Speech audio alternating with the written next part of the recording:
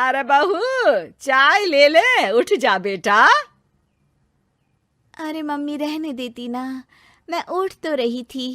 अरे कोई बात नहीं, खाने में क्या बनाना है वो बता दे। देख लो माँ, कुछ भी जो ये कहे बना लेते हैं। बेटा, मैंने तो जो सब्जी थी वो काट दी है, तू बस रोटियां बना लेना। ये हर रोज सुबह का सीन था ममता के ससुराल का। एक दिन पड़ोसन कहती है, अरे बहन जी, सारा दिन काम करती रहती हो, थकती नहीं क्या आप? बहू क्या करती रहती है सारा दिन? अरे वो भी कुछ ना कुछ करती ही रहती होगी। अब इतनी भी बूढ़ी तो नहीं हूं मैं जो बैठ जाऊं कि सामने काम पड़ा है और मैं बैठी रहूं। अरे लेकिन बहू की तो आदत खराब हो जाएगी जब सारा काम आप ही कर दोगी। अरे ठीक है ना, कम उम्र में हमारी भी शादी हुई थी। अब आजकल के पढ़ने लिखने वाले बच्चों को सारी जिम्मेदारी लेने में भी तो वक्त लगता है। बहू है तो क्या हुआ, मेरी बेटी की उम्र की ही है ना। एक उसे भी देख लो, चाय बनाने के सिवा आता ही क्या है। ममता से सारी बात करती है। हाँ, मम्मी जी ही ज्यादा काम करती हैं, इसमें कोई दो राय नहीं है। लेकिन मैं भी क्या करूं, ऑफिस और घर के बीच जो वक्त मिलता है उसी में काम कर लेते हैं, है ना? दिन बीत रहे थे। सास बहू के बीच की बॉन्डिंग अच्छी थी, लेकिन जब बहू माँ बनती है तो जो थोड़ा बहुत काम किया करती थी वो भी छोड़ देती है। बहू, ये ले, तेरे लिए बनाया है। इसको खाने से बच्चा और तू दोनों स्वस्थ रहेंगे। ठीक है माँ जी। माँ जी, वो बच्चे के लिए गद्दे जो सूख रहे हैं ना छत पर, जरा ले आइए ना। तभी वहां पति आ जाता है। अरे माँ रुको, मैं ले आता हूँ, तुम मेरा खाना लगा दो। माँ किचन में चली जाती है। पता है, बगल वाली डॉली है ना, वो लोग हमारी साइड के हैं।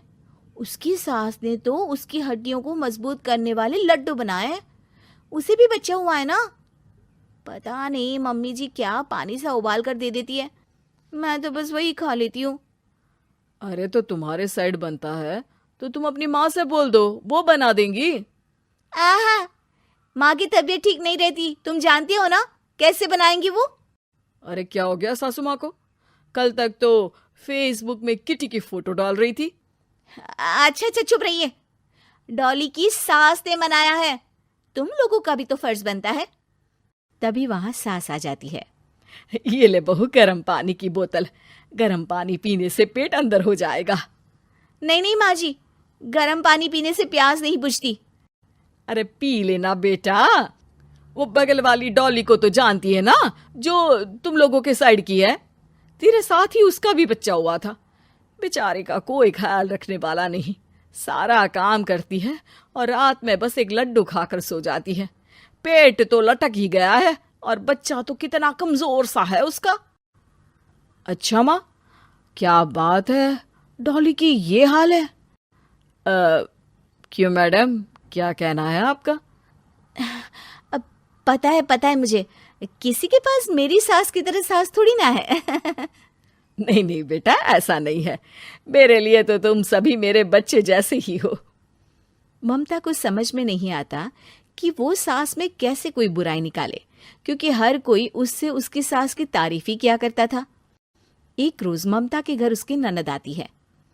अरे भाभी, मुन्नी को तो 6 महीने हो गए, आप अभी भी बेड पर हो। आ गई है आप? कैसी हैं बुआ? बच्चा होने के 6 महीने बाद आई हैं आप? भाभी, अमेरिका दूर है ना, तो वक्त लग जाता है। अब इनकी छुट्टी अभी थी तो सभी आ गए। वैसे माँ कहाँ है? थकी हारी सास बेटी को देखकर खुश हो जाती है। माँ, इस बार तेरा वीजा तैयार है, मेरे साथ चलने को तैयार रहना। हाँ हाँ बेटा, मैं तैयार हूँ। अरे ऐसे कैसे माँ, मैं कैसे मैनेज करूंगी? कैसे मतलब?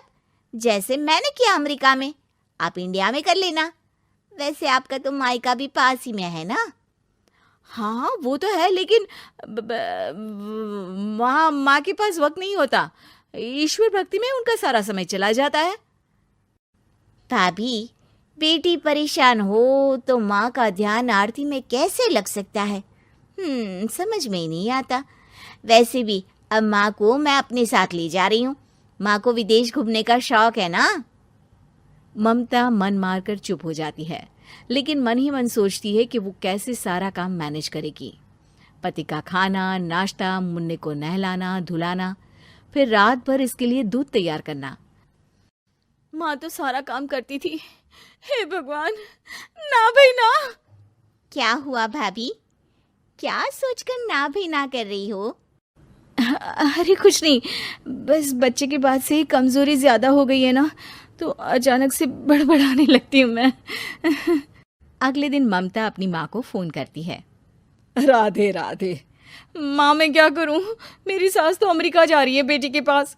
अब घर का सारा काम, बच्चा, सब कैसे मैनेज करूँगी। तू आ जाना माँ कुछ महीनों के लिए मेरे पास। अरे ना ना ममता, मेरे बस की बात नहीं है काम धाम। अरे तू तो जानती है ना, मैंने तो तेरे भाई की शादी भी गरीब गांव की लड़की से इसीलिए ही की थी कि वो चुपचाप घर का सारा काम करे। वैसे भी अब तो आदत भी नहीं रही मेरी काम करने की। ममता को माँ पर बहुत गुस्सा आता है। ठीक है माँ, देख लूंगी मैं, लेकिन मेरी मुसीबत के वक्त आप मेरा साथ नहीं दे रही है। अब भूल जाना मुझे। ममता गुस्से में आकर फ़ोन रख देती है और रोने लगती है, लेकिन बेचारी करे भी तो क्या। अब सास और ननद दोनों घर का काम करते। नेहा आराम करती, लेकिन अब आराम में भी उसे चिंता रहती। और फिर वो दिन भी आ जाता है जब ननद का जाने का वक्त आ जाता है। भाभी मैं जा रही हूँ, अपना और मुन्ने का ख्याल रखना। ममता सास को देखती है और गले लगकर रोने लगती है। माँ जल्दी आ जाना। सास मुस्कुराकर कहती है, कहाँ से ममता, मैं कहीं नहीं जा रही। मैंने देखा कि मेरे जाने की बात से ही तू परेशान हो गई थी, इसीलिए मैंने अपना जाना कैंसिल कर दिया है। तू चिंता ना कर, मैं तेरे साथ ही रहूंगी। ममता को अपनी माँ की बात याद आती है कि कैसे उसके कहने पर भी ममता की परेशानी को समझने की बजाय उसने मना कर दिया, जबकि सास ने बिना कुछ कहे बहू की समस्या पढ़ ली। हाँ माँ, हम सब साथ चलेंगे बाद में दीदी के घर अमेरिका। आज से आप रानी बनकर रहना और मुन्ने को देखना। मैं समझ चुकी हूँ कि मेरा फर्ज क्या है।